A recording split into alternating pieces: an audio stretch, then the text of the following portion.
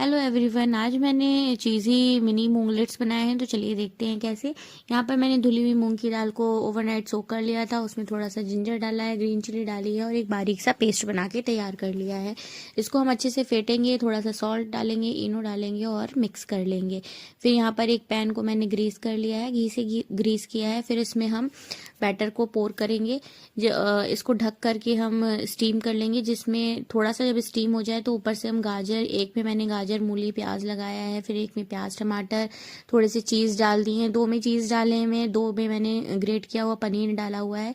जिसमें हमने पनीर डाला है उसको हम पलट करके भी सेक लेंगे और बाकी को हम ढक करके पकाएंगे ताकि चीज़ हमारी अच्छे से मेल्ट हो जाए और स्टीम में पक जाए। देखिए हमारे मूंगलेट्स